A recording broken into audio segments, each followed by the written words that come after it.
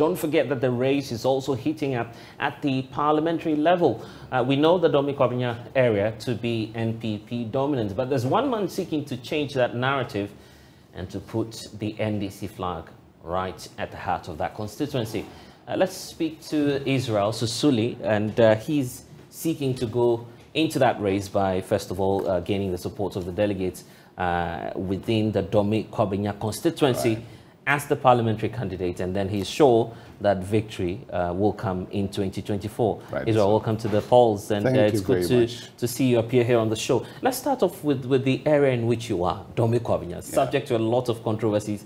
Let's move away from the controversies and let's look at your chances, because without the controversies, we do know that that appears to be a safe haven for the New Patriotic Party. Are you aware of these challenges ahead? Yes, we're very aware of the challenges, and that's the reason we're stepping foot in here.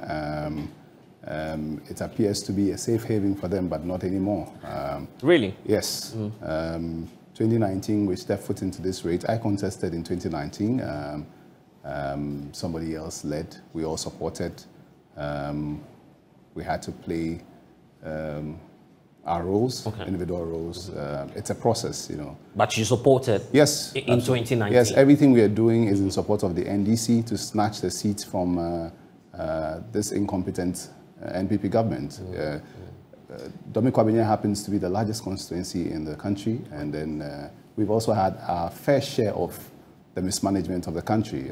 So we feel it's even harder than people in other areas, because you would expect that when it comes to infrastructure, you know, people-centered developmental projects, you expect that we have a very good share, but Dome Kwabenya is explain that to me. When you say you've had your fair share of the mismanagement, we've had our. Are you referring to individuals here? Individuals. I'm talking about the country at large. Yeah, but obviously you're throwing shades at some individuals. No, that's why we're here in a way, because otherwise, why would we want to contest? We think that there's something we can do to change the narrative. Come to Dome Kwabenya and talk about infrastructure. If my memory serves me right, everything we have seen in terms of infrastructural development has happened during the NDC tenure. Talk about the school we have there. Let's go to education. You talk about the schools and the trees we're trying to convert and the GET fund. You go to Kwabenya, it's there. When we left, it was abandoned. It's still there the way we left it. You go to Musuku, it is there. You go to Agbogba, it is there. You go to Ablaje. When you come to the secondary school, there's only one at the moment. Who built it? John Mahama and the NDC. When you come to roads, I mean, if anybody who lives in Dome Kwabenya is listening now, you know that there's nothing to write home about. You know, so all the roads that have been fixed in Dome Kwabenya happened in the previous administration. So we have been under this NPP government for over 7 years, and election is just around the corner, and suddenly they are touching some parts on the Agbogba stretch. It's just election gimmicks. It's not going to be completed. But if you've done all of these things, why is the constituency failing to reward you with a parliamentary seat? Well, it's not the constituency that's failing to reward us with the parliamentary seats. There are a number of things that come to play when it comes to this. Even how we organize ourselves as a political party also plays a role. Right. And from 2019, we've made concerted efforts to organize ourselves in this regard. If you observed the primaries in 2019, you realize that it was a heated race, very well organized. All of it was to charge the base. We did what we had to do. I'm not about to put strategies right here on air. And then you see that a reflection of that in the results we received, we got in 2019. 2019, NDC pulled 52,000. MPP pulled 75,000. But still, there was another 46,000 that didn't come to vote. The job now is to look for that 46,000. Okay. You must first cross the imminent line, which is the internal exercise. You're coming up against some other people, correct? Yes. What are your chances? What do you bring on board? And are you really known within the Dome Kwabenya constituency? Yes, I'm really known in the Dome Kwabenya constituency because I told you I contested in 2019 and lost marginally. But since we have been in the constituency, I have supported up to now. You know, elections are not events. They are actually a series of activities. It's a process. So we've been around the constituency, you know, supporting the process, putting in place measures that would give us the opportunity to move in the next election.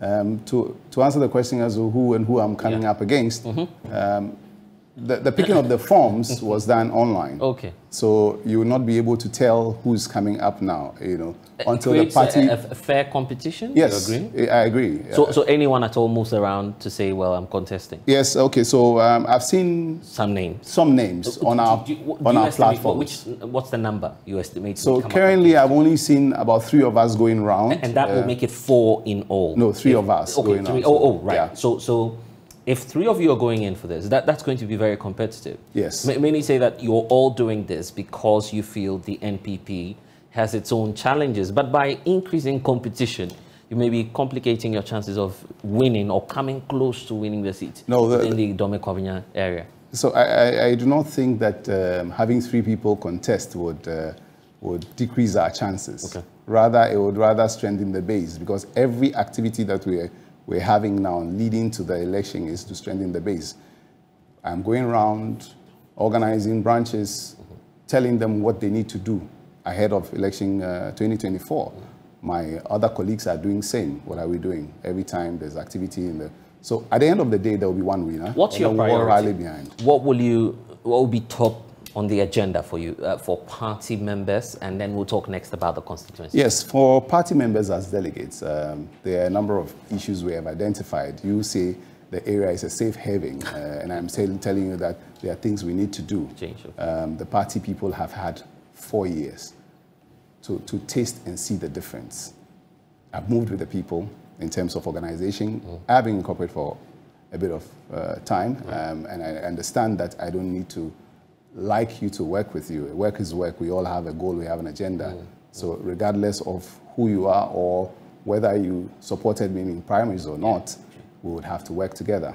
And I also believe that people need to be resourced in terms of training and getting people to understand why they are there. So we have executives, just like in any field where you employ people, you need to give them some orientation. So we started by undertaking some orientation program. First for the constituency executives who were just elected, then moved on to the ward coordinators, trickled down to the branch executives, so everybody knows what they're supposed to be doing, limiting the friction that used to be.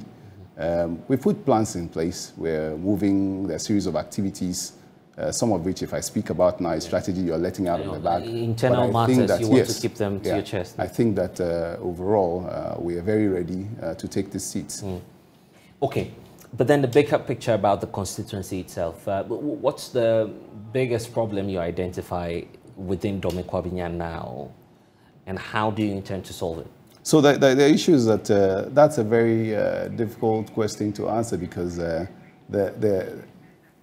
almost everything in the place is problematic. I've talked about the area of education. I've talked about roads. Youth unemployment in Dome Kwabenya is very high. And like I mentioned to you, we are the largest constituency in the whole of the country. So whatever pinch you're feeling, we're feeling it times 10, times 20, times 30. There are young people who need programs that would help them, you know. As a candidate who's hoping to lead the people, you know, your vision will not be very different from that of the political party you're supporting. And as NDC, a social democratic party, you know that our job is to create or make life better for the masses. And that's what you're thinking of doing. So looking at even our last manifesto, there were things that covered everybody. The big push was there. We talked about it some way, somehow. Okay, so you're seeking to sort of decentralize the vision of the party down to the area. That's the job of the MP. Your job is not to sit on air and promise what you're not mandated to do. Your job is to help coordinate, ensure that things are done right. So you're playing the role of a coordinator here, where you need to be present. And that's one of the things we are lacking as a constituency today, where our MP is not present. Do you know Sarah Josafu? I've met Sarah Josafu. I've seen her, mostly on TV. Oh, mostly on TV? For the wrong reasons. Do you have any comments to make on that? On Sarah Josafu? Yeah. Well, I think she has played a role, and it's about time she takes a bow. It's the time for the NDC to show the people of Dome Kwabenya what leadership is. If she comes back, how do you intend to match up to the numbers? Because she's been, of course, touting her numbers, how she's been able to deliver the biggest electoral victory yes. to the outgoing president, Nana Akufo-Addo. That would be a big challenge for you. So Adjo Safo was in the election the last time, and then you saw the numbers she got. I don't think she'll be touting that number. Yeah, but yes, it was still the biggest for the NPP. Yeah, it was still the biggest for the NPP, and then very soon that will be the biggest for the NDC. So Sarah can come, but even in their own party, when you're listening to all the names that are coming up now, you're seeing some males coming up. I don't know what is happening in there, but we are preparing as a party to fight against the NPP in the Dome Kwabenya constituency, and not any individual. Yeah. Okay, so if Israel Susuli does not get the nod, you've heard of 2 other names, because you've just indicated to me that there are 3 of you in all. Do you have anyone else in mind? So anyone else in mind? You see, in the unlikely event that Israel doesn't make it this time around, I am a party person, an ardent supporter of the party. My job is to help my party. With respect to answer the question, if I have any other person in mind, the one that comes to mind is still Israel. Oh, yeah. Okay. So it's really unlikely. Now I get it. But anyway, we need to go. What would be your message to constituents, to people who are watching us now? And in fact, because when you even become the parliamentary candidate, you'd be advocating the position of the NDC. Yeah. What would you want to leave Ghanaians with? So we'll start first off with the delegates who are our party executives in the Dome Kwabenya constituency, the ward coordinators, the constituency executives, region, national. We've just started the process. We're yet to go to do our filing. Yes. We've just picked the forms. Endorsement processes are going on, ensuring that people are up to date according to the guidelines of the party. We'll go for vetting, and then when you pass through, you start your main campaign. There are those who are crying over the the nomination fees already. I don't know, economic hardship and all of that. Well, for those who are crying, you have the money. It's not an issue of having the money. It's about how you see things, because I think that every money we put in is to help the party. The feeling is this is a party in opposition. You shouldn't be creating too many barriers for persons who may want to run to represent the party now. In my personal opinion, I don't think they're creating barriers because parties are supposed to be run with resources.